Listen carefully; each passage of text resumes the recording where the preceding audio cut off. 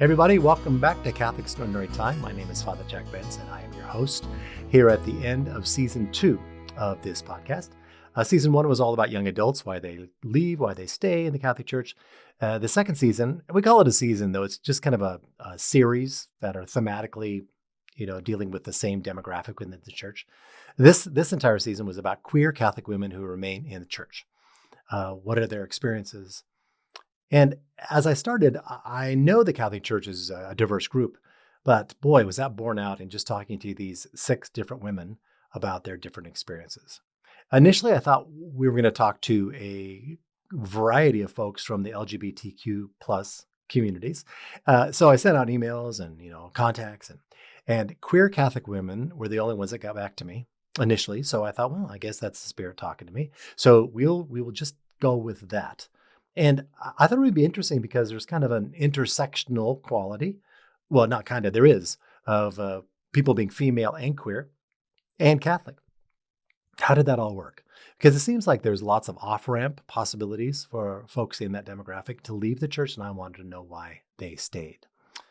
So with that in mind, I put together kind of a diverse group in that 6. So there's converts, there's cradle Catholics, there's immigrant folks, there's folks from their mid-20s to early 70s, folks who are in a relationship, out of relationship. And I think it was a good set of interviews. So you should listen to the whole series if you have a chance.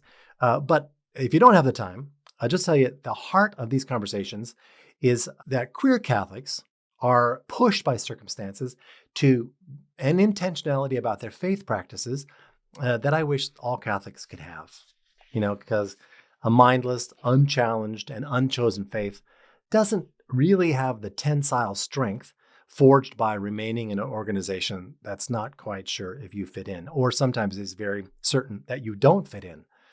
It really is a different kind of faith. I could wish this for everybody, to have their faith tested in that sort of way. That being said, the women in these conversations have found faith communities, or finding faith communities, that value them for who they are, but then who they could be in Christ. And most of us want that. Some have chosen to forge their own paths into intimate, committed relationships with another woman. And others are exploring kind of life-giving ways to live celibacy, even within a relationship with another woman. Not easy paths, but authentic engagement of the faith. One interviewee, not currently in an intimate relationship with another woman, reminded me that all Catholics are called to discern a call to relationships. So is God inviting us to give our gifts to a single person, or as a married person, or as someone committed to God through religious profession? One interviewee, not currently in an intimate relationship with another woman, reminded me that all Catholics are supposed to discern a call to relationship. So the question is God calling us to give our gifts as a single person, or as a married person, or is someone committed to God through religious profession? If all Catholics are invited to discernment, does that not also apply to queer Catholics? So how would God have created them without this option? All queer Catholics are meant to thrive only in a celibate life? Now, to this interviewee, it made no sense at all. And yet another woman I spoke to was finding life in recreating sort of an older friendship ritual through which a friend becomes kin.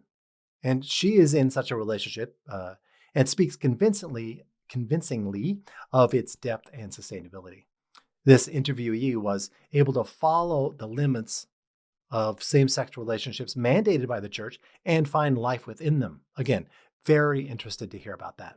In the last interview of the series, with LA County Supervisor Lindsay Horvath, we found ourselves in kind of a pleasantly confusing situation.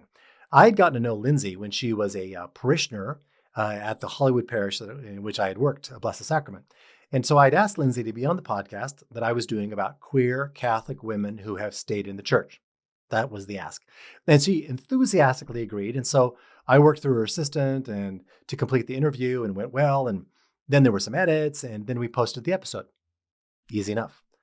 Within an hour, I heard from her office, and her assistant informed me that though they loved the interview, Supervisor Horvath identified as straight. So, all right. So we took it down, re-edited the intro, and all was well. Somehow, Lindsay and her people thought we were interested in interviewing those who lift up the members of the LGBTQ community. Well, I thought that explains why in the interview, we never really got around to her telling her coming out story because apparently there wasn't one. So moving on, right? But because of the steady efforts on the part of Supervisor Horvath, who is a former mayor twice of West Hollywood and a lifelong advocate of all people, the mix-up seemed only mildly problematic for everybody, so we got through it. And there was seemingly no fear about misrepresenting anyone's orientation, but an effort to get the facts straight, if you will, out of respect for everybody. Finally, there was kind of a new element that emerged that's giving me hope within the building out of this work. I'm currently putting together a later series of interviews with folks who have chosen to be part of the Latin Mass community.